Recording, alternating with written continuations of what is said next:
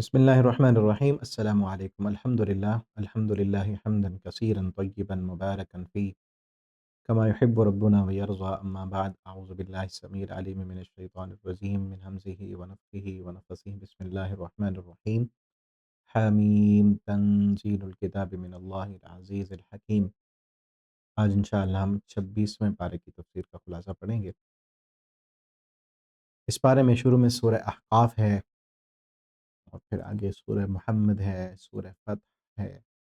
اور سورہ حجرات ہے، سورہ قاف ہے۔ سورہ احقاف میں احقاف جو ہے یہ حقفن کی جمع ہے، اور یہ ایک مستطیل اور خم در خم صحرا کو کہا جاتا ہے، کیونکہ اس صحرا میں رہنے والی قوم کا یہاں پہ واقعہ بیان ہوا ہے، اس لیے سورت کو سورہ احقاف کہتے ہیں۔ ما خلقنا السماوات والارض وما بینہما الا بالحق، زمین و آسمان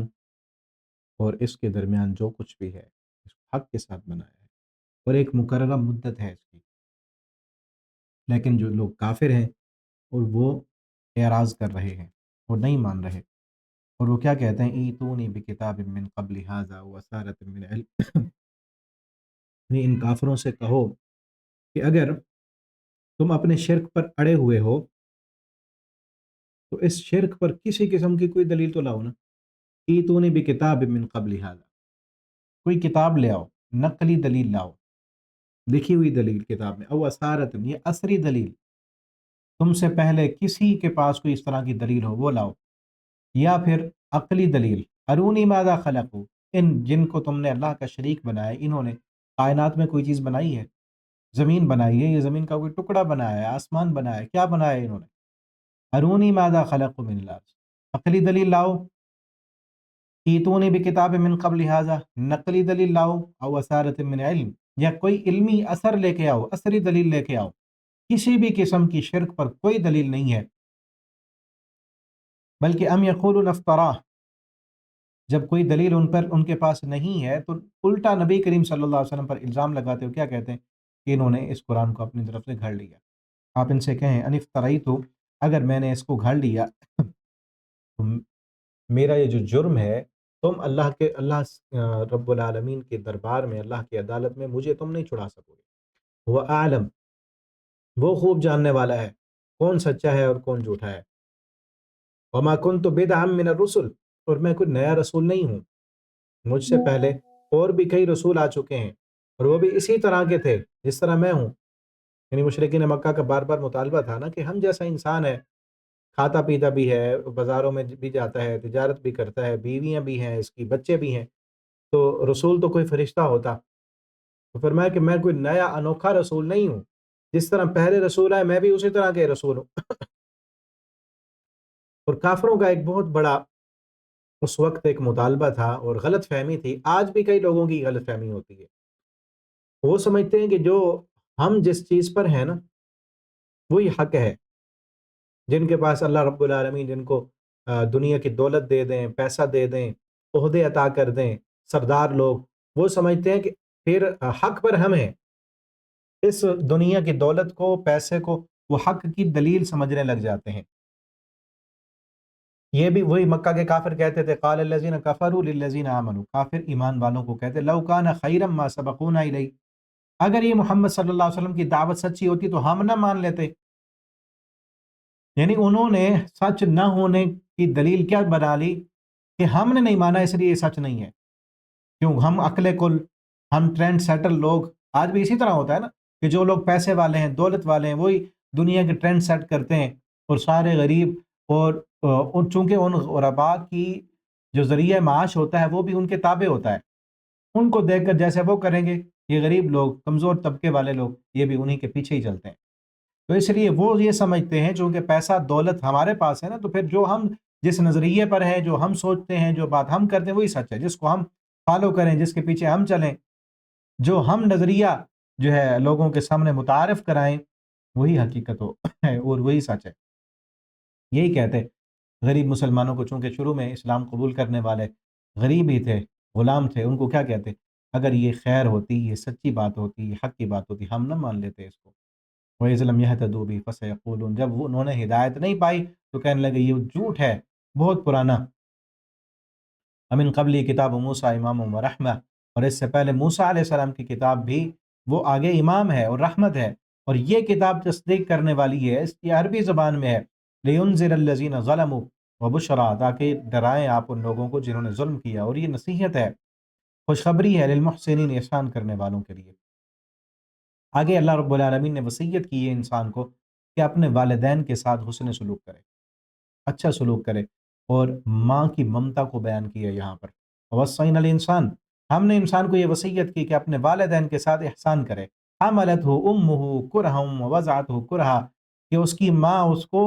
پیٹ میں رکھتی ہے، حملتہ اٹھاتی ہے اس کو. حمل بھی اسی سے ہے نا، حمل کا اصل معنی اٹھانا ہوتا ہے، بوجھ اٹھانا، کہ جب انسان ماں کے پیٹ میں ہوتا ہے تو کس طرح وہ تکلیف پر اس کو اٹھا رہی ہوتی ہے. اور ایک مفسر نے بڑا پیارا نقطہ لکھا ہے کہ سبحان ہے وہ ذات کہ جس نے تکلیف کو اور محبت کو جمع کر دیا ہے، اور اسی طرح ڈانٹ کو اور انسیت کو جمع کر دیا. ماں کے اندر تکلیف بھی ہے اور محبت بھی ہے. جو حمل وہ اٹھا رہی ہے ایک تکلیف ہے، بوجھ ہے، اور اس کو اذیت مل رہی ہے اس پر، لیکن اس اذیت کو، اس تکلیف کو وہ پسند بھی کرتی ہے. بچوں کو ڈانٹتی بھی ہے اور بچوں سے انس بھی ہے اور محبت بھی ہے. یہ جذبات اللہ رب العالمین نے ماں کے اندر جمع کی ہیں کہ وہ ماں اس کو اٹھاتی ہے. حملتہ امہ کرہا، اٹھانا بھی تکلیف پر ہے، ووضعتہ، اور اس کو جنم دینا وہ بھی تکلیف پر ہے. وحملہ وفصالہ ثلاثون شہرا، اس کا حمل اور اس کا دودھ چھڑانے کی جو مدت ہے ثلاثون شہرا، وہ 30 مہینے ہے، 2.5 سال بنتے ہیں. یہ 2.5 سال دودھ پلانے کی مدت نہیں ہے، یہ 2.5 سال حمل کی بھی اور دودھ پلانے دونوں کی مدت 2.5 سال ہے. تو اس سے کم از کم جو حمل کی جو مدت ہے وہ 6 ماہ ہے، زیادہ بھی ہو سکتی ہے، زیادہ سے زیادہ 2 ماہ سال تک ہو سکتی ہے. تو کم از کم مدت جو ہے وہ حمل کی وہ 6 مہینے ہے، اور دودھ پلانے کی زیادہ سے زیادہ جو مدت ہے وہ 2 سال ہے. وہ 2 سال کی مدت پیچھے بھی آئی ہے، سورہ لقمان میں ہم پڑھ آئے ہیں کہ دودھ پلانے کی مدت. وفصالہ حملہ وفصالہ 30 شہرا حتی اذا بلغ اشدہ، یہاں تک کہ وہ بچہ پیدا ہونے کے بعد دودھ پیتا ہے، بڑا ہوتا ہے، آہستہ آہستہ بلغ اشدہ، اپنی بھرپور جوانی تک پہنچ جاتا ہے. وبلغ 40 سنہ، پھر بھرپور جوانی سے 40 سال کی عمر تک جب پہنچتا ہے تو اس وقت کہنا چاہیے اس کو، خصوصاً جن کی عمر 40 سال ہو چکی ہے نا، یہ دعا یاد کر لیں. بالغ 40 سنہ، جب ویسے بھی یہ دعا کرنی چاہیے، لیکن جب 40 سال کسی کی عمر ہو جائے تو یہ دعا لازمی کرنی چاہیے. اور یہی دعا تھوڑی سی تبدیلی کے ساتھ پیچھے بھی آئی ہے. سلیمان علیہ السلام نے یہ دعا کی تھی. کیا دعا کے الفاظ ہیں؟ رب اوزعنی، اے رب، اوزعنی، اے میرے رب تو مجھے توفیق دے، ان اشکر نعمتک التی، کہ میں تیرا شکر ادا کر سکوں تیری ان نعمتوں کا، انعمت علیہ، جو تو نے میرے اوپر کی، وعلی والدی، اور میرے والدین پر کی، وان اعمل صالحا ترضا، اور اللہ تو مجھے توفیق دے کہ میں ایسے عمل کر سکوں ترضا، جن اعمال سے تو راضی ہو جائے. واصلح لی فی ذریتی، اور اللہ میری اولاد کی بھی اصلاح کر دے. انی تبت الیک، میں تیری طرف توبہ کرتا ہوں. ایک مفسر نے بڑا پیارا نقطہ لکھا ہے یہاں پہ، جو بندہ یہ چاہتا ہے نا کہ میری اولاد کی اصلاح ہو جائے، میری اولاد سدھر جائے، میری اولاد نیک بن جائے، تو اس کو توبہ کرنی چاہیے. اس کو اللہ رب العالمین کی بارگاہ میں، اللہ کے حضور، اپنے گناہوں کی توبہ کرتے رہنا چاہیے. توبہ کرے گا تو اس کی اولاد کی بھی اصلاح ہو جائے گی. وَإِنِّي مِنَ الْمُسْلِمِينَ، اور بے شک میں مسلمان ہوں، میں مسلمانوں میں سے ہوں، میں فرما برداروں میں سے ہوں. أُولَٰئِكَ الَّذِينَ نَتَقَبَّلُ عَنْهُمْ، یہی وہ لوگ ہیں اللہ فرماتے ہیں جن کی توبہ کو ہم قبول کرتے ہیں. تو یہ دعا یاد کیجئے اور پڑھنے کا معمول بنائیے. رب اوزعنی ان اشکر نعمتک التی انعمت علی وعلی والدی وان اعمل صالحا ترضا واصلح لی فی ذریتی انی تبت الیک وانی من المسلمین. خصوصاً جب عمر 40 سال ہو جائے، یا جن کی عمر 40 سال ہے، 40 سال سے زیادہ ہے، ان کو تو لازماً پڑھنی چاہیے. آگے واقعہ بیان کیا اس قوم کا جو ریگستان میں، صحرائی علاقے میں رہتی تھی قوم، اور ان پر جو ہے پیغمبر نے دعوت دی، انہوں نے قبول نہیں کی. اور پھر انہوں نے دیکھا کہ ایک بدلی آ رہی ہے، بادل آ رہے ہیں. یوم یعرض الذین کفروا علی النار اذ انذر قوم بالاحقاف وقد خلت النذر من بین یدی ومن خلفی اللہ تعبدوا الا اللہ فلما رأوه عارضا مستقبل اودیتہم. ان لوگوں نے دیکھا کہ ایک بدلی ہماری طرف آ رہی ہے، کہنے لگے ھذا عارض ممطرنا، یہ بدلی آئے گی اور ہمیں بارش برسائے گی، کیونکہ صحرا تھا، پانی کی ضرورت تھی ان کو۔ بل ہوا مستعجلتم بھی، بلکہ وہ اس کو جلدی مانگ رہے تھے، پہلے پیغمبر کو جھٹلا کر عذاب کا جلدی مطالبہ کرتے تھے۔ ریح فیہا عذاب علیم، وہ بدلی، اس میں بارش نہیں تھی بلکہ ایسی ہوا تھی جس میں دردناک عذاب تھا۔ تو دمر کل شیء بامر ربها، جس نے ان کی ہر چیز کو ہلاک کر کے رکھ دیا۔ لا یرا الا مساکنہم، صرف ان کے اب مسکن، ان کی رہائشیں باقی نظر آتی ہیں، باقی وہ سب قوم کے لوگ تباہ و برباد کر کے رکھ دیے گئے۔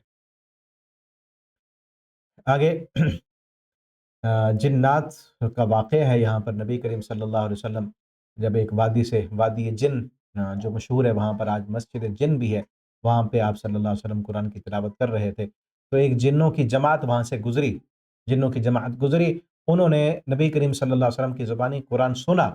جب قرآن سنا، اس پر کو تسلیم کیا اور وہ مومن بن گئے، ایمان لائے، مسلمان ہو گئے، اور وہ اپنے دوسرے جنوں کے پاس جب پہنچے، انہوں نے جا کر وہ قرآن ان کو سنایا۔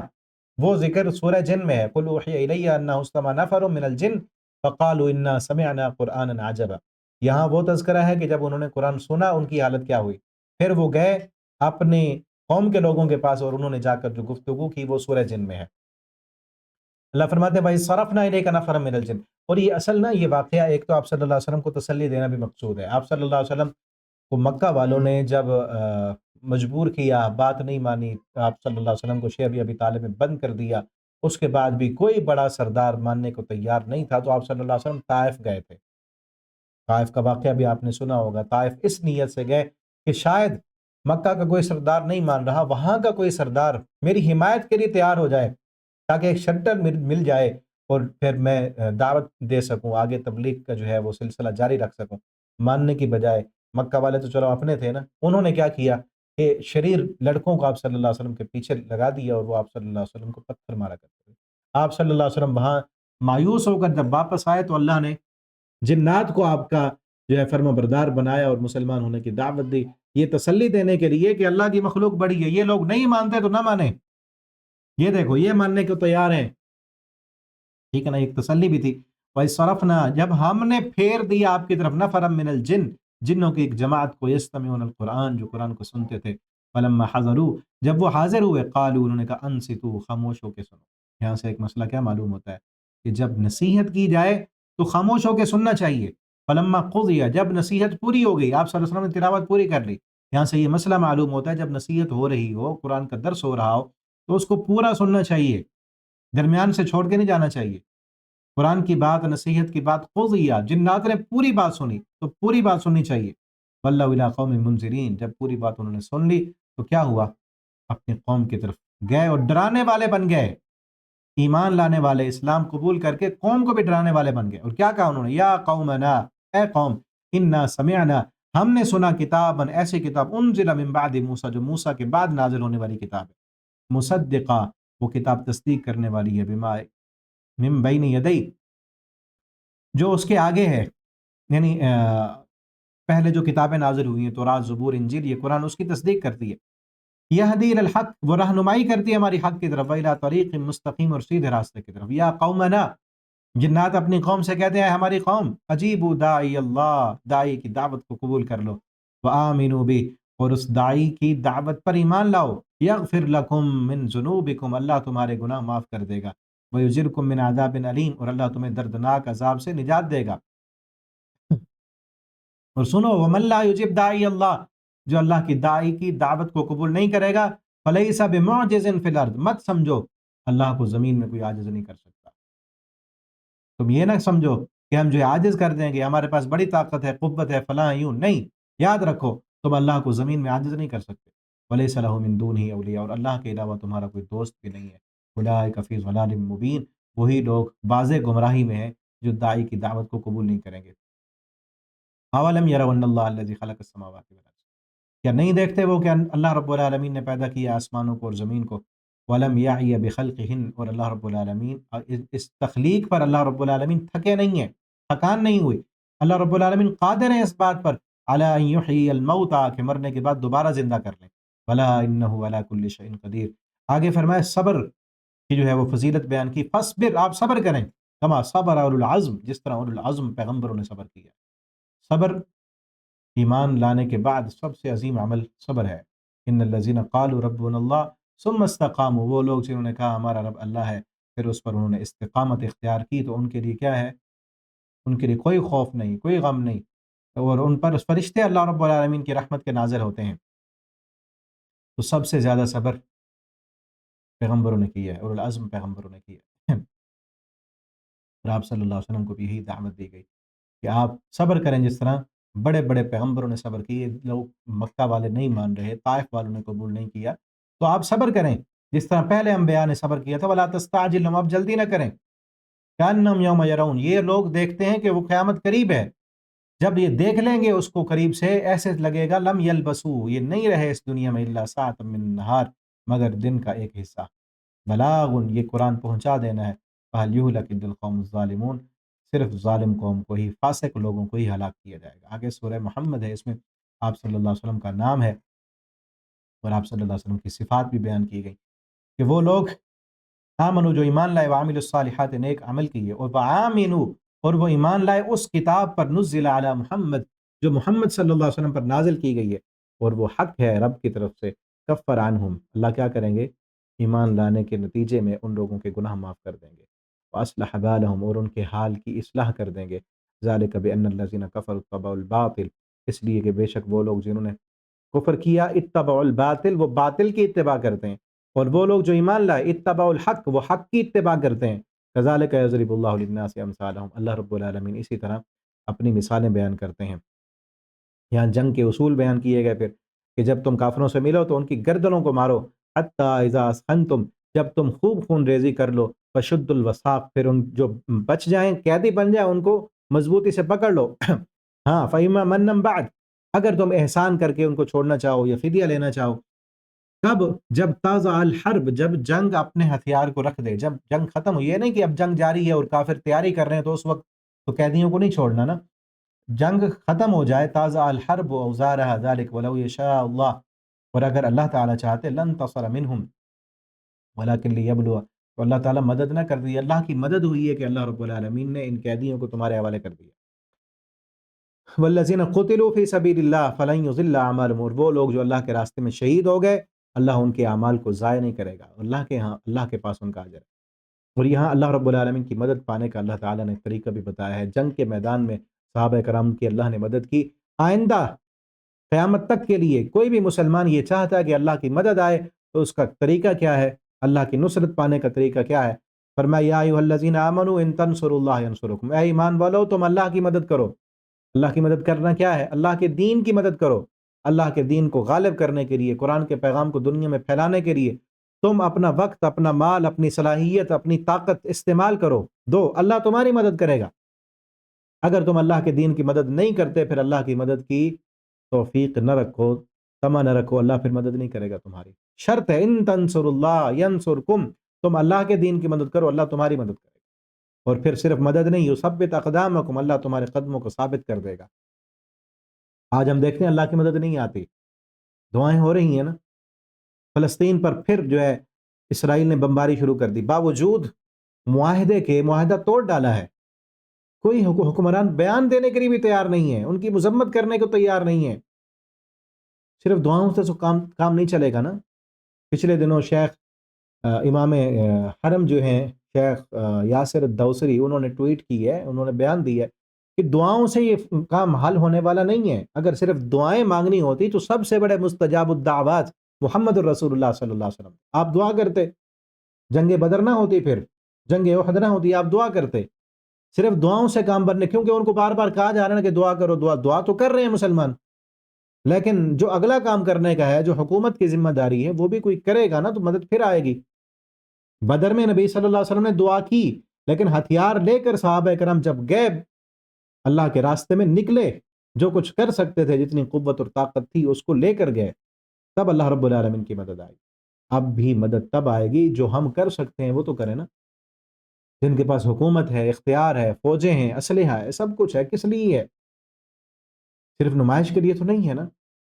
اللہ تعالی ہمارے حکمرانوں کو ہدایت دیں، غیرت عطا کریں، ایمان عطا کریں، اور وہ سب مل کر مسلمانوں کی مدد کر سکیں، تب اللہ کی مدد بھی آئے گی پھر۔ ان اللہ یدخل الذین آمنوا وعملوا الصالحات، بے شک اللہ رب العالمین داخل کرتے ہیں ان لوگوں کو جو ایمان لائے اور نیک عمل کیے، کہاں؟ جنات تجری من تحتها الانہار، ایسے باغات میں داخل کریں گے جن کے نیچے نہریں جاری ہیں۔ اور کافر ایسے ہیں، کافر یتمتعون، دنیا کا فائدہ حاصل کر رہے ہیں، ایسے کھاتے ہیں جیسے جانور کھاتے ہیں۔ والنار مثوی لہم، جہنم ان کا ٹھکانہ ہے۔ جس کے دل میں ایمان نہیں ہے، آخرت کی فکر نہیں ہے اور طلب نہیں ہے، اس میں اور جانور میں کوئی فرق نہیں ہے۔ صرف اتنا فرق ہے کہ جانور بولتا نہیں ہے، یہ بول رہا ہے، صرف زبان سے بولتا ہے بس، باقی یہ سارے کام جانوروں کی طرح ہیں، بلکہ جانوروں سے بھی بدتر ہے۔ اولئک کالانعام بل هم اضل، فرمایا یہ جانور ہیں بلکہ جانوروں سے بھی بدتر، کیونکہ جانور اپنا کام کر رہے ہیں، یہ اپنے مقصد کو پورا نہیں کر رہا۔ اولئک کالانعام یاکلون کما تاکل الانعام، یہ ایسے کھا رہے ہیں جیسے جانور کھاتے ہیں۔ اور دوسرا مطلب یہ بھی کہ جانور کو نہیں پرواہ کہ حلال کھا رہا ہے یا حرام کھا رہا ہے، کیونکہ اس کے لیے اصول ہے ہی نہیں، اپنا کھا رہا ہے کسی اور کا کھا رہا ہے، اس نے تو چیٹ پھاڑ کرنی ہے نا، کوئی جانور چیٹ پھاڑ کر کے کھا رہے ہیں، حلال و حرام کی پرواہ نہیں، اس کو نہیں پتا کہ میرے مالک کا ہے یہ کسی اور کا ہے،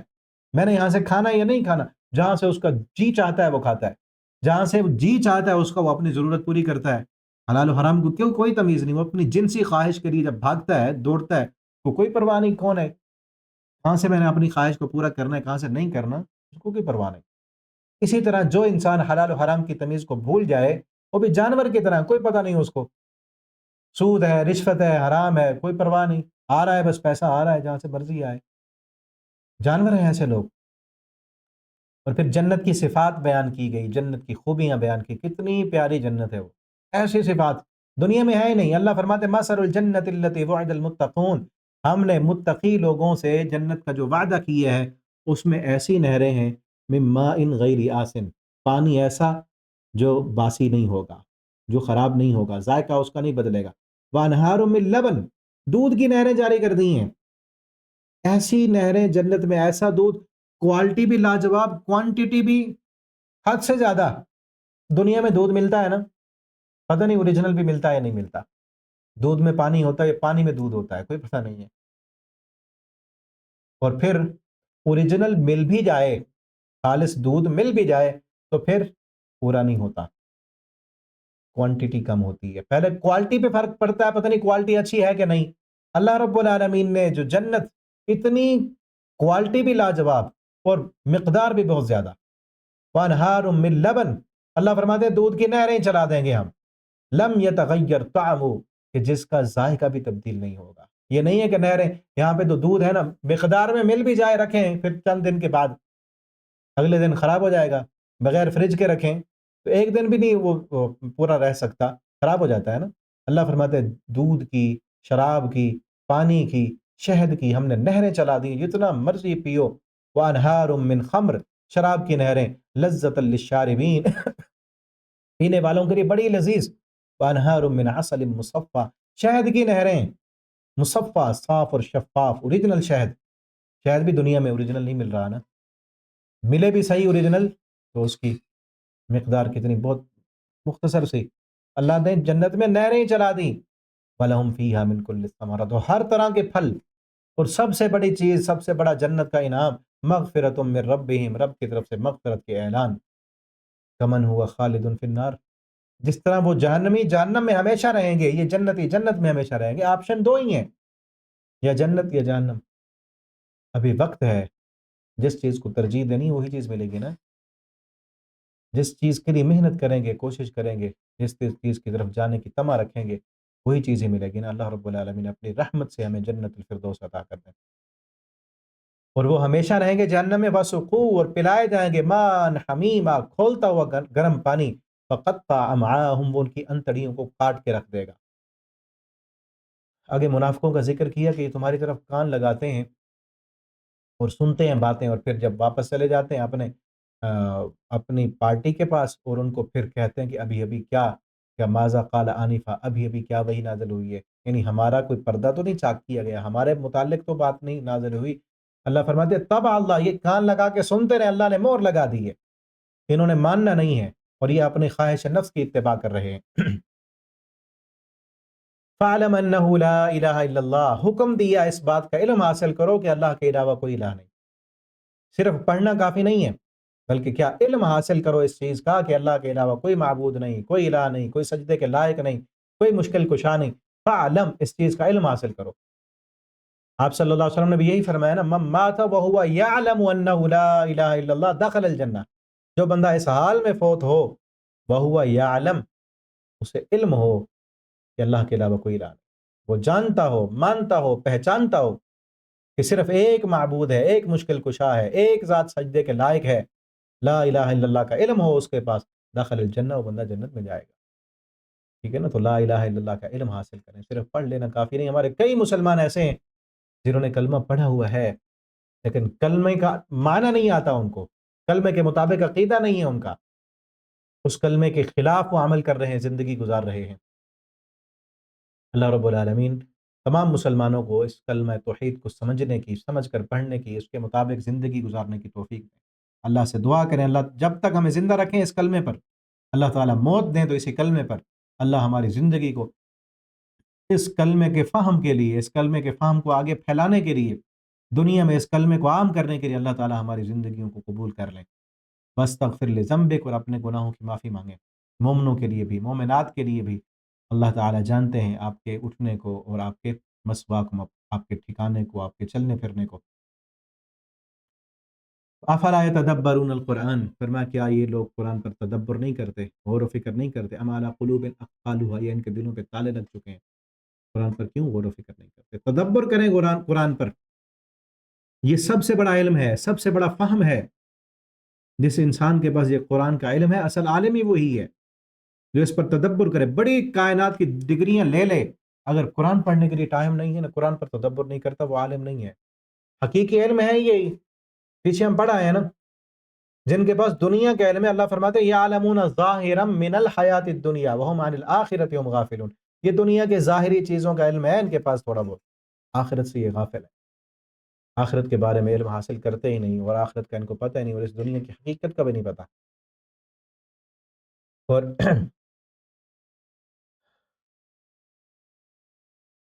آگے فرمایا یا ایھا الذین آمنوا اطیعوا اللہ واطیعوا الرسول، ایمان والو اللہ اور اس کے رسول کی اطاعت کرو، ولا تبطلوا اعمالکم، اور اپنے اعمال کو باطل نہ کرو، انما الحیات الدنیا لعب ولہو، دنیا کی زندگی سوائے کھیل کود کے اور کچھ بھی نہیں، وَإِن تُؤْمِنُوا وَتَتَّقُوا، اگر تم ایمان لاؤ اور اللہ سے ڈر جاؤ، یؤتکم اجورکم، اللہ تمہارے اعمال کا تمہیں اجر دے گا، ولا یسألکم اموالکم، اور اللہ تعالیٰ تم سے تمہارے مالوں کے متعلق سوال نہیں کرتے، اللہ تعالیٰ مالوں کو دیکھتے ہی نہیں، ان اللہ لا ينظر الى صورکم واموالکم، اللہ نہ صورتیں دیکھتے ہیں، نہ اللہ رب العالمین مال دیکھتے ہیں، اللہ تمہارے دلوں کو دیکھتے ہیں اور تمہارے اعمال کو دیکھتے ہیں۔ آگے سورہ فتح ہے، یہاں فتح مبین سے مراد صلح حدیبیہ ہے، پہلے صلح حدیبیہ ہوئی اور اس کے بعد فتح مکہ ہوئی، انا فتحنا لک فتحا مبینا لیغفر لک اللہ ما تقدم من ذنبک، جب فتح صلح حدیبیہ ہوئی تو اس وقت مسلمانوں کو بظاہر لگتا تھا کہ شرائط جو ہیں وہ ہمارے حق میں نہیں ہیں، بعض شرائط حضرت عمر رضی اللہ تعالیٰ عنہ تو بول پڑے، اللہ کے پیغمبر یہ کیسی شرائط ہے؟ آپ صلی اللہ علیہ وسلم نے اس وقت فرمایا عمر تم نہیں جانتے میں اللہ کا رسول ہوں، انی رسول اللہ، میں اللہ کا رسول ہوں۔ بعد میں پتہ چلا کہ اس صلح کا کتنا زیادہ فائدہ ہوا، 2 سالوں کے اندر اندر، 10 سال کا معاہدہ تھا، 2 سال ہی نہیں گزرے انہوں نے مشرکین مکہ نے صلح توڑ دی، پھر اعلان جنگ کیا نبی کریم صلی اللہ علیہ وسلم نے، اور پھر مکہ جا کے فتح ہوا۔ یہ ایک مقدمہ تھا، صلح حدیبیہ فتح مکہ کا مقدمہ تھا، یہ صلح ہوئی اور اس کے بعد مکہ فتح ہوا، تو فتح مبین سے اللہ رب العالمین نے اس کو تعبیر کی ہے۔ اور هو الذی انزل السکینہ، اور اللہ نے کئی انعامات کا ذکر کیا جو نبی کریم صلی اللہ علیہ وسلم پر ہوئے، ایک تو فتح مبین، اور دوسرا آپ کی جو ایک تو آپ صلی اللہ علیہ وسلم کے بارے میں یہ عقیدہ ہونا چاہیے کہ آپ صلی اللہ علیہ وسلم نے کوئی غلطی نہیں کی، آپ معصوم عن الخطا تھے، لیکن اس کے باوجود بھی ایک اعزازی طور پر اللہ رب العالمین نے یہ کہا کہ ہم نے آپ کے اگلے پچھلے جتنے بھی کمیاں کوتاہیاں تھیں سب معاف کر دیں، سب معاف کر دی، اور آپ پر نعمت کو مکمل کیا۔ اور بعض ایسے بھی اعمال مفسرین نے لکھا ہے کہ جو آپ صلی نبوت کی شان کے جو لائق نہیں تھے، آپ صلی اللہ علیہ وسلم سے ہو گئے، اللہ تعالیٰ نے ان کو بھی معاف کر دیا۔ لیکن آپ سے یہ عقیدہ اور ایمان ہے ہم سب مسلمانوں کا، اہل سنہ والجماعت کا، کہ نبی کریم صلی اللہ علیہ وسلم معصوم تھے، آپ نے کوئی غلطی نہیں کی، آپ صلی اللہ علیہ وسلم سے کوئی گناہ نہیں ہوا، اللہ نے نہیں ہونے دیا۔ اور صحابہ کرام کے بارے میں ہمارا عقیدہ کیا ہے کہ صحابہ کرام سے غلطیاں ہوئی ہیں، اللہ نے ان کی غلطیوں کو معاف کر دیا۔ انبیاء کرام معصوم ہیں، کہ جن کو اللہ رب العالمین غلطی کرنے نہیں دیتے، اور صحابہ کرام وہ ہستیاں ہیں کہ جن سے غلطی ہوئی ہے لیکن اللہ تعالیٰ نے ان کی غلطیوں کو معاف کر دی ہے، رضی اللہ عنہم و رضوا عنہ کے سرٹیفکیٹ دے دی، ان کا بھی یہاں اس صورت کے آخر میں ان کی شان بھی بیان کی گئی ہے۔ اور هو الذی انزل السکینہ، اللہ نے آپ پر سکون نازل کیا، فی قلوب المؤمنین، مومنوں کے دلوں میں، لیزدادوا ایمانا، تاکہ اللہ اور ایمان کو زیادہ کر دیں ان کے ایمان کے ساتھ، وللہ جنود السماوات والارض، اور اللہ کے لیے ہے لشکر زمین و آسمان کے، وکان اللہ علیما حکیما، اللہ تعالیٰ جاننے والے حکمت والے ہیں۔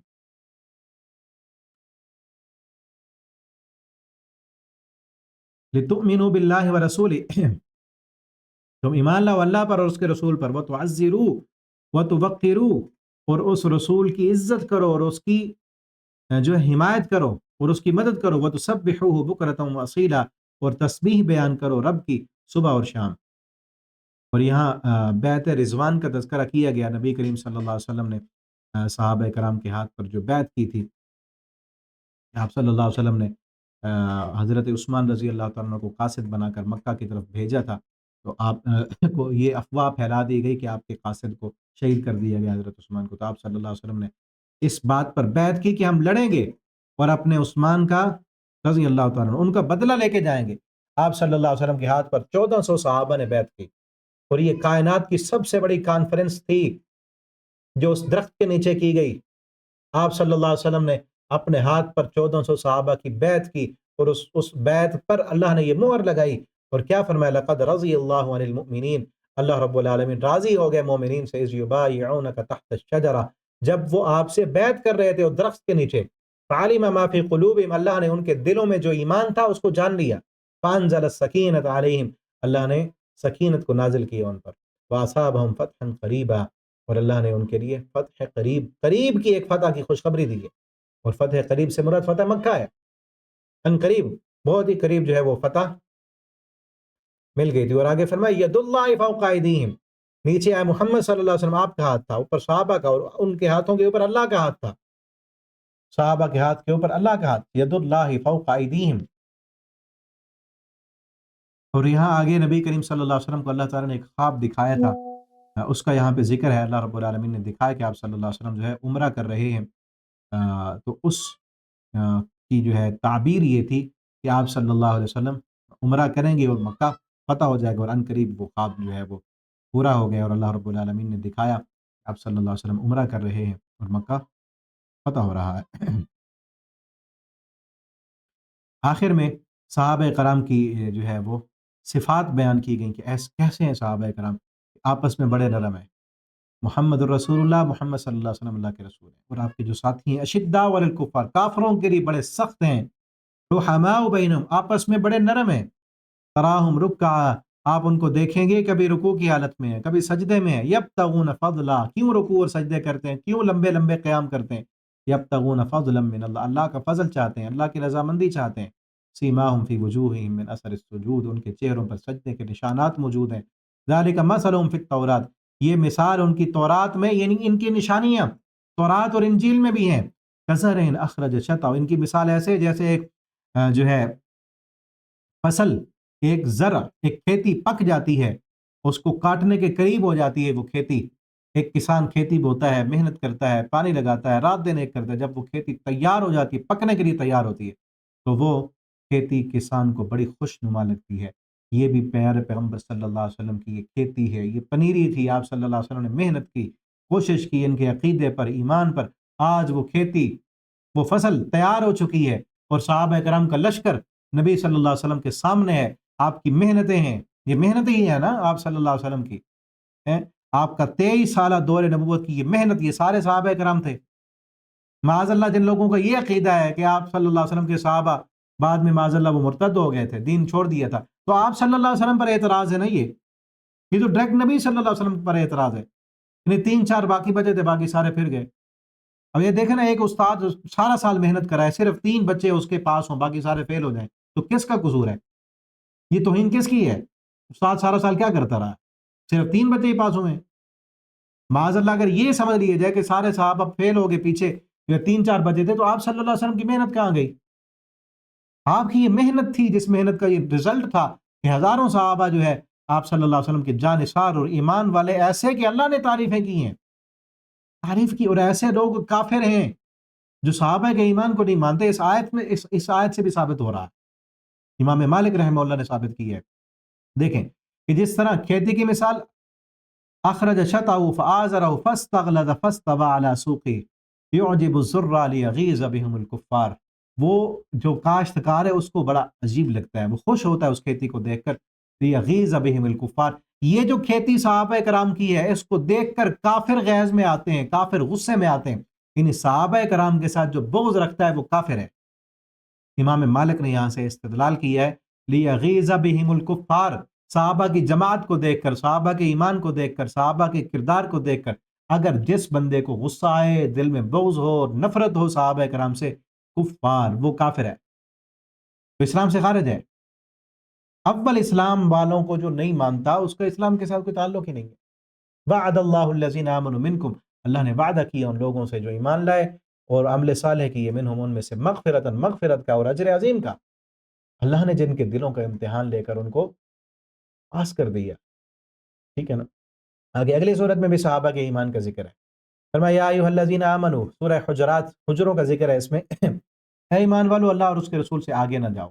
یعنی حدیث اور قرآن کی جب بات آ جائے تو پھر اپنی بات کو آگے نہیں کرنا، اپنے امام کی بات کو آگے نہیں کرنا، اپنے پیر اور اپنے استاد کی بات کو آگے نہیں کرنا، قرآن اور حدیث آ چکی ہے۔ لا تقدموا بین یدی اللہ ورسول، اللہ اور اس کے رسول سے آگے نہیں بڑھنا، مطلب کیا؟ اللہ اور اس کے رسول کے حکم سے آگے نہیں جانا، اپنی رائے اور اپنی مرضی اور اپنا قیاس رسول اور اللہ کے حکم سے آگے نہیں کرنا۔ یا ایھا الذین آمنوا، اگلا حکم کیا دیا؟ یہاں پر نبی کریم صلی اللہ علیہ وسلم کے آداب نبوت بیان کیے جا رہے ہیں۔ آپ صلی اللہ علیہ وسلم کی شان اور عظمت یہ ہے، لا ترفعوا اصواتکم فوق صوت النبی، نبی کی آواز سے اونچی آواز نہیں کرنی۔ آپ موجود ہیں مجلس میں، صحابہ کو یہ درس اور ادب سکھایا جا رہا ہے کہ آپ کی آواز سے اونچی آواز نہیں ہونی چاہیے۔ ایک صحابی، ان کی قدرتاً آواز اونچی تھی، وہ گھر میں انہوں نے اپنے آپ کو بند کر لیا کہ میری تو قدرتی آواز ہی اونچی ہے۔ بعد میں آپ صلی اللہ علیہ وسلم نے پھر ان کو بلوایا، تو اب آپ صلی اللہ علیہ وسلم اگرچہ اس دنیا میں نہیں ہیں لیکن حدیث موجود ہے، وہ بھی آپ کی باتیں ہیں، حدیث سے آگے کسی کی بات نہیں کرنی۔ ایک طرف حدیث ہو تو اس دوسری طرف کسی امام کا قول ہے، حدیث سن کر جو بندہ یہ کہے کہ نہیں حدیث ہے لیکن ہماری فقہ میں گنجائش موجود ہے، ہمارے امام صاحب نے گنجائش دی ہے، تو کیا مطلب ہے؟ حدیث سے آگے اپنے امام کے قول کو کر رہا ہے نا۔ حدیث آگے، ابھی پچھلے دنوں ایک جو ہے میڈیا پر میں نے کلپ دیکھا، ابھی رمضان کے دن ہے نا، رمضان ٹرانسمیشن ہو رہی ہے، ایک پروگرام میں ایک صاحب نے حدیث سنائی، کسی نے سوال کیا بغیر ولی کی اجازت کے کیا نکاح ہو جاتا ہے؟ تو ایک عالم نے حدیث سنائی، انہوں نے کہا نبی کریم صلی اللہ علیہ وسلم کا فرمان ہے لا نکاح الا بولی، ولی کی اجازت کے بغیر کوئی نکاح نہیں، اور آپ نے فرمایا جو عورت بغیر ولی کی اجازت کے نکاح کرتی ہے فنکاح ہوا باطل، اس کا نکاح باطل ہے۔ اور ساتھ بیٹھا ہوا دوسرا بندہ کہتا ہے کہ نہیں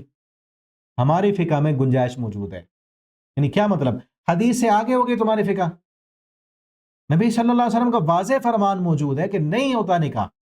اور جو نکاح کرتی ہے وہ نکاح باطل ہے، پھر بھی کہنا کہ ہماری فقہ میں گنجائش موجود، تو یہی ہے نا، اللہ نے روکا لا تقدموا بین یدی اللہ ورسولہ، اللہ اور اس کے رسول سے آگے نہیں بڑھنا، اللہ اور اس کے رسول کے حکم کے آگے کسی کا حکم نہیں کرنا، چاہے کسی کی فقہ ہے، کسی کا قول ہے، کوئی کتنے بڑے سے بڑا کیوں نہ ہو۔ محمد الرسول اللہ صلی اللہ علیہ وسلم اس کائنات کی سب سے افضل ترین ہستی ہیں، اور آپ کی بات سے آگے، آپ کی بات سے اونچی بات کسی کی بات کو نہیں کرنا۔ وَلَا تَجْهَرُوا لَهُ بِالْقَوْلِ كَجَهْرِ، اور پھر اگلا حکم کیا ہے کہ جس طرح آپس میں ایک دوسرے کو بلا لیتے ہو نا، اے فلاں یا فلاں ادھر بات سن، اسی طرح نبی صلی اللہ علیہ وسلم کو پیچھے سے آواز نہیں دینی۔ آپ صلی اللہ علیہ وسلم اپنے گھر میں ہیں تو باہر سے جا کر آواز دے کر باہر نہیں بلانا، بلکہ کیا کرنا ہے؟ باہر بیٹھے رہنا ہے۔ ان الذین ینادونک من وراء الحجرہ، جو حجرے کے باہر آ کر آپ کو آواز دیتے ہیں نا، اکثرهم لا یعقلون، ان میں سے اکثر کے پاس عقل نہیں ہے۔ لو انہم صبر، ان کے لیے بہتر کیا تھا کہ صبر کرتے، کوئی کام بھی تھا نا باہر آ کر بیٹھے رہتے، صبر کرتے، حتی تخرج الیہم، آپ صلی اللہ علیہ وسلم اپنی مرضی سے باہر نکلتے، یہ ان کے لیے بہتر تھا۔ تو یہ ادب ہے، رسول اللہ صلی اللہ علیہ وسلم کا ادب بیان کیا گیا ہے۔ آپ اپنے گھر میں ہیں، حجرے میں ہیں، آپ تلاوت کر رہے ہیں، آپ نماز پڑھ رہے ہیں، آپ اپنے جو ہے ازواج کے ساتھ ہیں، آپ جو کھانا کوئی بھی کام کر رہے ہیں اپنے گھر میں، کسی بھی صحابی کے لیے یہ جائز نہیں ہے کہ وہ باہر سے آ کر بیل دے، بیل تو آج کل ہے نا کہ آ کر دروازہ کھٹکھٹائے یا آواز دے، یہ آپ صلی اللہ علیہ وسلم کے ادب کے خلاف ہے. آپ آرام کر رہے ہیں، آپ کے آرام میں خلل ڈالا جا رہا ہے. ٹھیک ہے نا؟ کیا کریں؟ آ کر بیٹھ جائیں آرام اور سکون سے. آپ صلی اللہ علیہ وسلم اپنی مرضی سے باہر نکلیں گے، پھر آپ نے بات کرنی ہے. یہ ادب سکھایا گیا نبی کریم صلی اللہ علیہ وسلم کا صحابہ کرام. وَلَوْ أَنَّهُمْ صَبَرُوا حَتَّى تَخْرُجَ إِلَيْهِمْ لَكَانَ خَيْرًا لَهُمْ. یہ بہتر تھا ان کے لیے. آگے نبی کریم صلی اللہ علیہ وسلم کے آداب بیان کیے، پھر اس صورت میں آداب معاشرت بیان کیے جا رہے ہیں. ماحول میں، معاشرے میں، سوسائٹی میں آپس میں ایک دوسرے کے ساتھ جو رہن سہن میں زندگی گزارنی ہے، اس میں اگر امن چاہتے ہیں، سکون اور اطمینان کی زندگی گزارنا چاہتے ہیں تو ان اصولوں کو اپنائیں. یہ اصول اپنا لیں گے تو امن ہوگا، سکون ہوگا اور اطمینان ہوگا. پہلا حکم کیا ہے؟ یا ایھا الذین آمنوا ان جاءکم فاسق. تمہارے پاس اگر کوئی فاسق خبر لے کے آئے نا تو اس کی پہلے تصدیق کرو، ایسے اس خبر کو پھیلا نہ دو. کیوں؟ کیونکہ اگر بغیر تصدیق کے ایک خبر کو تم پھیلا دو گے، ہو سکتا ہے کل کو تمہیں ندامت اور شرمندگی ہو، کسی قوم کے ساتھ تم لڑ پڑو، کوئی جھوٹی خبر تم نے سن لی، پھیلا دی، اور معاشرے میں فتنہ برپا ہو گیا، لڑائی ہوگی، اور پھر کل کو تمہیں اس پھر اپنے عمل پر ندامت اور شرمندگی ہونی پڑے. اور آگے یہ اصول بیان کیا وَإِن طَائِفَتَانِ مِنَ الْمُؤْمِنِينَ اقْتَتَلُوا. اگر دو جماعتیں آپس میں لڑ بھی پڑیں تو اس کے لیے کیا اصول ہے؟ فَأَصْلِحُوا بَيْنَهُمَا. دو بھائی لڑ پڑے ہیں، دو قومیں لڑ پڑی ہیں، دو جماعتیں اور گروہ لڑ پڑے ہیں، مومن ہے نا، فَأَصْلِحُوا بَيْنَهُمَا. ان دونوں میں صلح کرا دو، معاشرے میں امن اور سکون رہے گا. اور یہاں قرآن نازل ہوا نا، دونوں کو، دو جماعتیں آپس میں لڑنے والی ہیں، اللہ فرما رہے ہیں دونوں مومن ہیں. صحابہ کرام کی بھی آپس میں جنگیں ہوئی ہیں نا، حضرت علی رضی اللہ تعالیٰ عنہ اور حضرت معاویہ رضی اللہ تعالیٰ عنہ کی آپس میں جنگ ہوئی ہے، تاریخ میں مشہور ہے. اور آج کئی لوگ ان جنگوں کو سامنے رکھ کر فیصل بنے پھرتے ہوتے ہیں، خصوصاً انجینئر محمد علی مرزا صاحب. وہ بیٹھ کر اپنی اکیڈمی میں یہ کہہ رہے ہوتے فلاں حق پر تھا، فلاں حق پر نہیں تھا. معاذ اللہ، اس نے تو یہاں تک کہا ہے کہ اگر ہم ہوتے اس وقت تو ہم جو ہے حضرت معاویہ رضی اللہ تعالیٰ عنہ کے خلاف تلواریں نکال لیتے. بھئی کس نے کہا ہے یہ حق تم کو کس نے دیا؟ ان کی کتنی بڑی شخصیت ہے وہ، کہ ہمیں یہ حق کسی نے نہیں دیا کہ ہم یہ کہیں فلاں حق پر تھا فلاں حق پر نہیں تھا. اللہ نے دونوں کو مومن کہا ہے. وَإِن طَائِفَتَانِ. دو جماعتیں ہیں نا، من المؤمنین، دونوں مومن ہیں، مومنوں کی دونوں جماعتیں مومنین کی ہیں. ٹھیک ہے نا. اور پھر جو ہے حدیث عمار کو لے کر مسلمانوں کے ذہنوں میں اور خصوصاً نوجوانوں کے ذہن میں مغالطات ڈالے جاتے ہیں کہ نبی کریم صلی اللہ علیہ وسلم نے، صحیح البخاری کی حدیث ہے، آپ صلی اللہ علیہ وسلم نے حضرت عمار سے کہا تھا عمار تقتلک فئۃ الباغیہ، تجھے ایک باغی جماعت قتل کرے گی. اور پھر یہ ثابت کیا جاتا ہے کہ حضرت معاویہ رضی اللہ تعالیٰ عنہ کی جو گروہ تھا، جو جماعت تھی، وہ باغی تھی، اور انہوں نے حضرت عمار رضی اللہ تعالیٰ عنہ کو جو ہے وہ شہید کر دیا. اور آپ صلی اللہ علیہ وسلم نے بشارت ان کو دی ہوئی تھی کہ پہلے عمار تجھے باغی گروہ جو ہے وہ قتل کرے گا. اور پھر نوجوان نسل وہ یہی سمجھتی ہے کہ حضرت معاویہ رضی اللہ تعالیٰ عنہ کو گروہ جو تھا وہ باغی تھا. جبکہ اس آیت سے دیکھیں، اس پر غور کریں، توجہ کریں، خصوصاً وہ نوجوان میرے بھائی جو انجینئر مرزا سے متاثر ہیں نا. محمد علی مرزا صاحب ہمارے لیے قابل احترام ہے. ادب کا تقاضا یہی ہے کہ ہر کسی سے ادب سے بات کی جائے. ٹھیک ہے نا، چاہے وہ جیسی بھی باتیں کرتا ہے، اس کا اخلاق کردار اس کے ساتھ. آپ یہ سمجھیں، حدیث عمار کی روشنی میں اس آیت کو بھی سامنے رکھیں اور باغی کی تعریف دیکھیں کہ باغی ہوتا کون ہے. ایک تو یہ چیز کلیئر ہو گئی کہ دونوں جماعتیں آپس میں لڑی ہیں، دونوں مومن ہیں، دونوں مومنین تھے، دونوں میں صحابہ تھے، آپس میں اختلاف ہو گیا، لڑائی ہو گئی، پھر اصلاح بھی ان کی کرائی گئی. حضرت حسن رضی اللہ تعالیٰ عنہ کو جو نبی کریم صلی اللہ علیہ وسلم نے خوشخبری دی تھی، آپ نے فرمایا تھا یہ میرا بیٹا مومنوں کی دو جماعتوں کے درمیان صلح کرائے گا، عظیم جماعتیں. آپ صلی اللہ علیہ وسلم نے دونوں کو عظیم جماعتیں کہا ہے، یہ بھی تو حدیث ہے نا. آپ نے فرمایا یہ میرا بیٹا حسن، اللہ اس کے ہاتھ پر مسلمانوں کی دو عظیم جماعتوں کے درمیان صلح کرائے گا. دونوں عظیم ہیں، حضرت علی رضی اللہ تعالیٰ عنہ کی جماعت بھی عظیم ہے اور حضرت معاویہ رضی اللہ تعالیٰ عنہ کی جماعت بھی عظیم ہے، دونوں عظیم جماعتیں ہیں. اب باغی کون ہے؟ باغی کی کیا تعریف ہے؟ اللہ فرماتے ہیں فَإِن بَغَتْ إِحْدَاهُمَا عَلَى الْأُخْرَى، یعنی دو جماعتیں آپس میں لڑ پڑیں، فَأَصْلِحُوا بَيْنَهُمَا، ان دونوں کے درمیان صلح کرا دو. صلح ہو گئی، حضرت حسن رضی اللہ تعالیٰ عنہ نے صلح کرا دی. اب فَإِن بَغَتْ إِحْدَاهُمَا عَلَى الْأُخْرَى، اگر ایک دوسرے پر بغاوت کرے، یہ ہے باغی، کہ صلح کے بعد اگر کوئی بغاوت کرے. صلح کے بعد بغاوت کس نے کی تھی؟ تاریخ اٹھائیں، صحیح تاریخ کی روایات کو اٹھا کر دیکھیں باغی جماعت کون سی تھی. خوارج جو نکلنے والے تھے اس وقت ایک گروہ نکل گیا تھا، حضرت علی رضی اللہ تعالیٰ عنہ کے لشکر سے کچھ لوگ نکلے جن کو خوارج کہا جاتا ہے، حضرت علی رضی اللہ تعالیٰ عنہ نے پھر ان کو قتل کرایا، وہ خوارج تھے، اور انہی خارجیوں نے حضرت عمار رضی اللہ تعالیٰ عنہ کو شہید کیا تھا۔ وہی باغی جماعت ہے، باغی تو پھر ہے نا، قرآن کے روح سے باغی وہی ہے کہ صلح ہو گئی دو جماعتوں کے درمیان، حضرت علی اور حضرت معاویہ رضی اللہ تعالیٰ عنہ نے آپس میں صلح کر لی۔ اب ایک گروہ کہتا ہے کہ ہمیں صلح منظور ہی نہیں، کیونکہ وہ اصل میں لڑانے والے بھی وہی تھے، وہی جو ہے غیر مسلم اور یہودیوں کی سازشوں سے مسلمانوں کے درمیان داخل ہونے والے لوگ، جنہوں نے اسلام کو بہت زیادہ نقصان پہنچایا، لڑانے والے بھی وہی تھے، اور پھر جب دیکھا کہ مسلمانوں کی صلح ہو گئی ہے تو باہر نکل کھڑے ہوئے، ٹھیک ہے نا۔ تو حضرت علی رضی اللہ تعالیٰ عنہ نے پھر ان کو قتل کرایا، ان کے خلاف جہاد کیا، اور انہی باغی، اسی باغی، وہ خارجی جو باغی نکلے تھے، انہوں نے حضرت عمار رضی اللہ تعالیٰ عنہ کو شہید کیا تھا، جو صحیح بخاری کی حدیث میں جس کی آپ صلی اللہ علیہ وسلم نے بشارت دی حضرت عمار کو، ٹھیک ہے نا۔ تو اصل باغی وہ ہے کہ صلح کے بعد جو اس امت کی صلح کو تسلیم نہ کرے،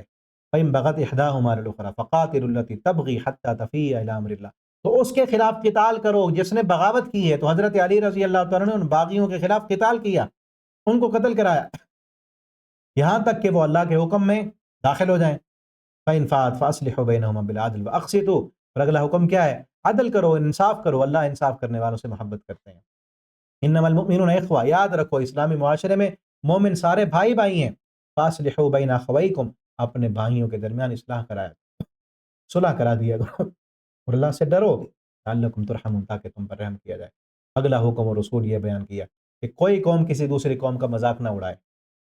کوئی کسی قوم کا بھی ہے، کوئی ملک ہے، کوئی خان ہے، کوئی چودھری ہے، کوئی پٹھان ہے، یہ اللہ نے یہ جو قومیں اور قبیلے بیان کیے ہیں، بنائے ہیں، لتعارفوا، یہ تمہارے تعارف کے لیے ہیں۔ ان اکرمکم عند اللہ اتقاکم، تم میں سے اللہ کے ہاں سب سے عزت والا وہ ہے جو تم میں سب سے زیادہ اللہ سے ڈرنے والا ہے۔ تو تم نے کسی قوم کا مذاق نہیں اڑانا، ہو سکتا ہے جن کو تم حقیر سمجھتے ہو اللہ کے ہاں وہ عزت والے ہوں، نہ عورت کسی عورت کا مذاق اڑائے، نہ مرد کسی مرد کا مذاق اڑائے، اور گمان کرنے سے بچ جاؤ۔ ان بعض الظن اسم، بے شک بعض گمان جو ہے وہ گناہ ہوتے ہیں، کیونکہ ایک گمان کیا پھر اس گمان پر تم نے اس پر الزام لگا دیا، غلط سوچا کسی کے بارے میں، ٹھیک ہے نا۔ ایک بندہ پیسے اٹھائے ہوئے تھا، تم نے دیکھا اتنے پیسے اس کے پاس کہاں سے آ گئے، ہو سکتا ہے چوری کی اس نے، تمہیں پتہ ہی نہیں، اور پھر وہ بات تم نے بتا دی، یار اس کے پاس اتنی گاڑی لے لی ہے اس نے، کہاں سے آئے ہوں گے پیسے، پھر اس نے بھی کہہ دیا ہاں تمہیں نہیں پتا یہ کیا کیا ہے اس نے، ایک گمان کر کے اس کو پھر پھیلا دیے تو الزام ہے، جھوٹ ہے۔ اور آپ صلی اللہ علیہ وسلم نے فرمایا جو بندہ کسی مسلمان بھائی کے بارے میں کوئی بات کہتا ہے اور وہ اس میں نہیں ہے، قیامت کے دن ردقۃ الخبال، جہنم کی پیپ، زخموں کی پیپ، جہنمیوں کی زخموں کی پیپ اس کو پلائی جائے گی، اتنا بڑا اور گناہ والا کام ہے۔ تو اس لیے گمان کرنے سے بچایا گیا کہ غلط نہیں سوچ رہا ہوں، گمان نہیں کرنے، اور شیطان ذہن میں ڈالتا ہے بعض باتیں، دیکھا کسی کو دو بندے باتیں کر رہے ہیں، شیطان ڈالے گا تیرے خلاف باتیں کر رہے ہیں، اور پھر اس گمان کو لے کر پالتا رہے گا، پھر کل کو کوئی اور گمان ڈال دے گا، اسی سے پھر نفرتیں، عداوتیں اور دشمنیاں بڑھتی رہتی ہیں، تو اس لیے اس سے بھی روکا گیا۔ اور پھر فرمایا یا ایھا الناس، انسانوں یاد رکھو اللہ نے تم کو پیدا کیا ایک مرد اور ایک عورت سے، تم سب آدم کے اولاد ہو، اللہ نے تمہارے شعوب، قبائل اور قومیں بنا دی تاکہ تمہارا تعارف ہو، یہ صرف تعارف کے لیے ہیں، یہ کوئی عزت والی چیزیں نہیں ہیں۔ قومیت پر فخر کرنا دور جاہلیت کی بات ہے کہ ہم فلاں ہیں، ہم تو خان ہیں، ہم تو چودھری ہیں، ہم تو ملک ہیں، ہم تو فلاں ہیں، قومیت پر فخر کرنا دور جاہلیت کی بات ہے۔ جو اپنی قوموں پر فخر کریں ان ایسے سمجھے وہ عرب کے بدوؤں والی زندگی گزار رہے ہیں۔ اللہ کے ہاں عزت والا وہ ہے جو اللہ سے زیادہ ڈرنے والا ہے۔ اللہ کے ہاں نہ نسل پر کوئی فوقیت ہے، نہ جو ہے رنگ پر کوئی فوقیت ہے۔ آپ صلی اللہ علیہ وسلم نے حجۃ الوداع کے موقع پر کہا تھا نا، کسی عربی کو اجمی پر کوئی فوقیت نہیں ہے، کسی گورے کو کالے پر کوئی فوقیت نہیں ہے۔ اللہ کے ہاں عزت والا وہ ہے جو اللہ سے زیادہ ڈرنے والا ہے۔ آگے فرمایا کہ تم اسلام لائے ہو نا تو اللہ پر احسان نہ جتلاؤ۔ جو نئے نئے مسلمان عرب کے جو بدو اسلام لاتے تو اللہ نے ان کو کہا یمنون علیک، یہ تم پر احسان جتلاتے ہیں کہ یہ مسلمان ہو گئے ہیں، قل لا تمنوا علی اسلامکم، تم اپنے اسلام کا احسان مت جتلاؤ، بل اللہ یمن علیکم، اللہ نے تم پر احسان کیا کہ تمہیں ہدایت دی۔ ہمیں بھی یہی چاہیے کہ ہم یہ نہ کہیں کہ ہم نے تو تراویح کی نماز پڑھی ہے، ہم نے تو روزہ رکھا ہے، ہم تو قرآن بھی پڑھ رہے ہیں، اتنے سپارے پڑھ لیے، لیلۃ القدر کی راتوں کو قیام کر لیا، راتوں کو جاگا، یہ اللہ کا احسان سمجھے ہم پر، اللہ نے ہمیں چنا ہے قرآن پڑھنے کے لیے، قرآن پڑھانے کے لیے، تو اللہ کا احسان ہے، ورنہ اللہ کی مخلوق بڑی ہے، اللہ کسی اور کو چن لیتا، اللہ نے اپنے قرآن کی خدمت کا موقع دیا ہے، تو یہ اللہ کا احسان ہے ہم پر۔ آگے سورہ قاف ہے، فرمایا قد علمنا ما تنقص الارض منہم، یہ زمین کم کرتی جا رہی ہے، ما تنقص الارض منہم، یہ جو مر جاتے ہیں نا انسان، زمین میں جاتے ہیں، زمین ان کی ہڈیوں کو کم کرتی ہے، ان کے جسم کو کھا جاتی ہے، ان کے گوشت کو کھا جاتی ہے۔ وعندنا کتاب حفیظ، اور ہمارے پاس سب کچھ لکھا ہوا ہے، ہمیں پتہ ہے کون کس مٹی میں کس کے گوشت کو کون سی مٹی کھا گئی، قیامت کے دن نکالیں گے ہم۔ کذالک الخروج، جس طرح تم دیکھتے ہو نا زمین سے آسمان سے ہم پانی برساتے ہیں، زمین مردہ زمین اس کو زندگی دے کر نباتات اور باغات اگاتے ہیں، نزلنا من السماء ماء، آسمان سے پانی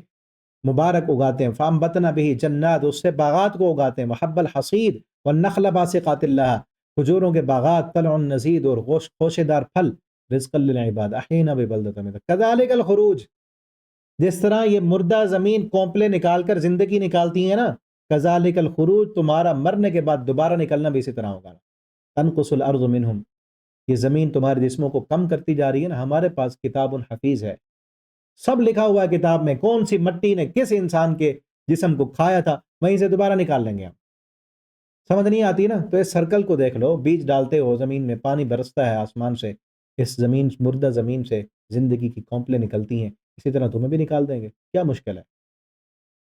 کیوں سمجھ میں نہیں آتا؟ یہ نباتات کا سرکل سمجھ میں آتا ہے نا، تو اسی سرکل سے دیکھ لو تمہارا نکلنا بھی ہے، کذبت قبل، اور صرف یہ نہیں کہ تمہارے جسموں کے جو ہے نا وہ چیزیں محفوظ ہیں، بلکہ اللہ رب العالمین آگے فرماتے ہیں خلقنا الانسان، انسان کو پیدا ہی ہم نے کیا، نعلم ما توسوس به نفس، تمہارے دل میں جو خیالات آتے ہیں نا، تمہاری دل کی دھڑکنوں کو بھی اللہ رب العالمین جانتے ہیں، کیا خیالات آئے، نحن اقرب الیہ من حبل الورید، ہم تو شہرک سے بھی زیادہ قریب ہیں۔ اور یاد رکھو اس وقت کو کہ جب موت آئے گی، اذ یتلقى المتلقیان عن الیمین وعن الشمال، ہم نے دائیں اور بائیں اپنے جو ہے نگران محافظ فرشتے بھی بٹھا رکھے ہیں، ما یلفظ من قول، جو بھی بات تمہارے زبان سے نکلتی ہے نا، رقیب عتید، وہ بیٹھے ہوئے فرشتے لکھ لیتے ہیں۔ وجاءت سکرۃ الموت، جب موت سکرات آئے گی، جب موت کی مدہوشی آئے گی، بالحق، حق کے ساتھ، ما کنت منہ تحید، وجاءت سکرۃ الموت بالحق ونفخ فی الصور وجاءت کل نفس معها، قیامت کے دن پھر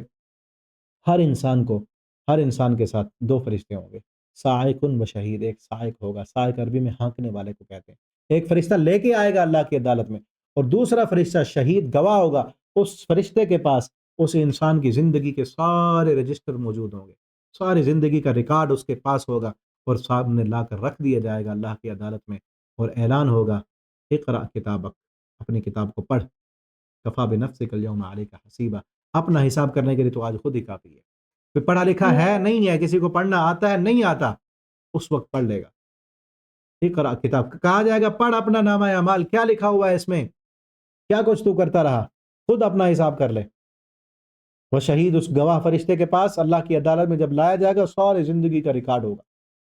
لقد كنت فی غفلہ، کہا جائے گا تو نے غفلت میں زندگی گزاری، فکشفنا عنک غطاءک، آج تیرے پردے ہم نے ہٹا دیے ہیں، فبصرک اليوم حدید، تیری نظر آج تیز ہوگی، دیکھ سب کچھ، اپنا نامہ اعمال، اپنے کیے کرتے سب دیکھ لے۔ القی فی جہنم، فرمایا کہ جہنم میں ڈالا جائے گا ہر کافر کو، اور بہت باغی اور نافرمان رب کا، مناع للخیر، خیر سے روکنے والا، معتد، حد سے گزرنے والا، شک کرنے والا، الذی جعل مع اللہ الہا آخر، جس نے اللہ کے ساتھ اوروں کو معبود بنایا، اس کو دردناک عذاب میں ڈالا جائے گا۔ قال قرینہ ربنا ما اطغیت ولکن کان فی ضلال بعید، آپس میں جھگڑا کر رہے ہوں گے، اعلان ہوگا لا تختصموا لدی، اب یہاں جھگڑنے کا وقت نہیں ہے، تمہارے پاس آ چکی تھی وعیدیں، اور تمہیں ڈرانے والے ڈرا چکے تھے، قرآن آ چکا تھا، احکامات آ چکے تھے، ما یبدل القول لدی، ہمارے پاس جو قانون ہے وہ بدلتا نہیں ہے، اور ہم ظلم کرنے والے بھی نہیں ہیں۔ اس دن جہنم کہے گی، کتنے لوگ جہنم میں ڈالے جائیں گے؟ جہنم میں 1000 میں سے 999 بندہ جہنم کے لیے، ایک جنت کے لیے۔ حدیث میں آتا ہے صحیح البخاری کی، آدم علیہ السلام پوچھیں گے اللہ کتنے بندے جنت میں، کتنے جہنم میں؟ اللہ تعالیٰ فرمائیں گے آدم اپنی اولاد میں سے جنتیوں کو الگ کرو، جہنمیوں کو الگ کرو۔ آدم علیہ السلام پوچھیں گے اللہ کیسے؟ آواز آئے گی کہ 1000 میں سے 999 بندہ جہنم کے لیے، ایک جنت کے لیے۔ اتنے زیادہ تعداد میں جہنم میں ڈالے جانے کے باوجود بھی جہنم کہے گی حل من مزید۔ اللہ فرمائیں گے نقول، ہم کہیں گے جہنم کے لیے حل امتلاتی، تو بھر گئی ہے؟ جہنم کہے گی نہیں، وتقول، جہنم کہے گی حل من مزید، اللہ اور تیرے باغی اور نافرمان ہو تو ڈال ان کو اس جہنم میں۔ اللہ ہم سب کو جہنم سے محفوظ رکھے۔ اب دیکھیں نا، 1000 میں سے ایک بندہ، ہزاروں میں ایک بنے تب جنت ملے گی۔ تو کئی لوگ کہہ رہے ہوتے ہیں نا کہ سبھی تو ایسے کر رہے ہیں، تو سب جو کر رہے ہیں نا وہ حق نہیں ہے، حق وہ ہے جو قرآن و سنت میں موجود ہے۔ آپ وہ کریں جس پر اللہ راضی ہوتے ہیں، وہ نہ کریں جس پر لوگ راضی ہوتے ہیں۔ جو ٹرینڈ چل رہا ہے، جو سارے کر رہے ہیں، وہ اگر ٹھیک نہیں ہے تو اس کو نہیں فالو کرنا، ہم نے وہ کرنا ہے جس پر ہمارا رب راضی ہو، چاہے دنیا ناراض ہوتی ہے ہو جائے۔ جنت کو بھی قریب کیا جائے گا متقین کے لیے۔ اور فرمایا من خشی الرحمن بالغیب، جو رحمان سے غیب میں ڈر گیا، بن دیکھے اللہ سے ڈر گیا، اللہ کو نہیں دیکھا ڈر گیا۔ دوسرا معنی یہ، جب بندہ غیب میں ہے، جب اسے کوئی دیکھنے والا نہیں، اس وقت ڈر جائے، تنہائی میں اپنے لمبے سجدے کریں، تنہائی کے قیام چیک کریں، تنہائی کے سجدے چیک کریں، تنہائی میں قرآن کی تلاوتیں کی ہیں وہ چیک کریں، تنہائی ہماری کیسی ہے۔ اس موبائل کو جب تنہائی میں استعمال کرتے ہیں نا تو کیا کیا چیزیں دیکھتے ہیں۔ غیب میں جو اللہ سے ڈر جائے، اس موبائل کا اچھا استعمال کرے، موبائل بھی ہے، نیٹ پیکج بھی ہے، سب کچھ ہے، خواہش بھی ہے، دیکھ بھی سکتا ہے سب کچھ، رابطے بھی کر سکتا ہے، غلط اور ناجائز رابطے بھی ہو سکتے ہیں، لیکن خشی الرحمن بالغیب، رحمان سے ڈر کر اس موبائل کا اچھا استعمال کرتا ہے، وجاء بقلب منیب، فرما بردار دل لے کے آ جاتا ہے، تو اس کے لیے کیا اعلان ہوگا، ادخلوها بسلام، اسے قیامت کے دن کہا جائے گا سلامتی کے ساتھ داخل ہو جاؤ جنت میں، ذالک یوم الخلود، ہمیشہ کا داخل ہونا ہے، لہم ما یشاءون فیہا ولدینا مزید، ان کے لیے جنت میں وہ ہوگا جو وہ چاہیں گے، ولدینا، جو وہ چاہیں گے وہ بھی ہوگا۔ اللہ فرماتے ہیں ہم اپنی طرف سے اور زیادہ بھی دیں گے، یعنی انسان اپنی سوچوں کے مطابق مانگ چکا جو مانگنا ہے، اللہ فرماتے ہیں اس کے بعد ہم اور زیادہ دیں گے، اور زیادہ دیں گے۔ آگے آخر میں سورہ زاریات ہے، اگلے پارے میں بھی ہے یہ سورت، اور یہاں پر جنت میں جانے والوں کی صفات بیان کی گئی ہیں۔ ان المتقین فی جنات وعیون، تو وہ کون لوگ ہیں جنت والے، جو جنت کے باغات میں ہوں گے اور عیون، ان چشمے میں ہوں گے، آخذین ما آتاہم ربہم انہم کانوا قبل ذلک محسنین، اللہ نے ان کو وہ دیا، وہ لینے والے ہوں گے جو ان کو ان کا رب دے گا، انہم کانوا قبل ذلک محسنین، اس سے پہلے دنیا میں وہ احسان کرنے والے تھے، کانوا قلیلا من اللیل ما یہجعون، جنتیوں کی صفت کیا ہے، راتوں کو کم سویا کرتے تھے، کانوا قلیلا من اللیل ما یہجعون، یہ دنیا میں جب رہتے تھے، زندگی گزارتے تھے، راتوں کو تھوڑا سوتے تھے، اور کیا کرتے تھے، موبائل یوز کیا کرتے تھے، راتوں کو لمبی لمبی کالیں کرتے تھے، نہیں، وبالاسحار هم یستغفرون، سحری کے وقت بخشش طلب کرتے تھے۔ یہ جنت میں جانے والوں کی صفت ہے۔ آج کی طاق راتیں جو تھوڑی سی باقی رہ گئی ہیں نا، ان میں تو کم از کم راتوں کو جاگیں نا، سحری کے وقت استغفار کریں، توبہ کریں، اللہ رب العالمین سے اپنے گناہوں کی معافی مانگیں، یہ جنت میں جانے والوں کی صفت ہے کہ استغفار کرتے ہیں کس وقت، بالاسحار، سحری کے وقت۔ اگلی صفت جنت میں جانے والوں کی کیا ہے، وفی اموالہم، اور اپنے مالوں میں حق ہے رکھا ہے اللہ نے، مانگنے والوں کا اور نہ مانگنے والوں کا، ان کو اپنے مالوں میں سے دیتے ہیں، صدقہ و خیرات کرتے ہیں، جو فقیر مسکین مانگ رہے ہیں ان کو بھی دیتے ہیں، جو نہیں مانگتے حقدار ہیں ان پر بھی خرچ کرتے ہیں۔ وفی الارض آیات للموقنین، اللہ فرماتے ہیں زمین میں کئی نشانیاں یقین رکھنے والوں کے لیے، وفی انفسکم، تمہارے نفسوں میں بھی نشانیاں رکھ دی ہیں، فلا تبصرون، تم دیکھتے نہیں، وفی السماء رزقکم، تمہارا رزق آسمان میں رکھا ہے ہم نے، وما توعدون، اور جس کا تم سے وعدہ کیا گیا ہے، ورب السماء والارض، پس قسم ہے رب کی جو آسمان اور زمین کا رب ہے، انہ لحق، یہ بات حق ہے کہ تمہارا رزق آسمانوں میں ہے۔ اللہ کو یہ بات سمجھانے کے لیے قسم اٹھانی پڑی، فورب السماء، قسم ہے رب کی جو آسمانوں کا رب ہے، انہ لحق، یہ بات اسی طرح حق ہے، مثل ما انکم تنطقون، جس طرح تم آپس میں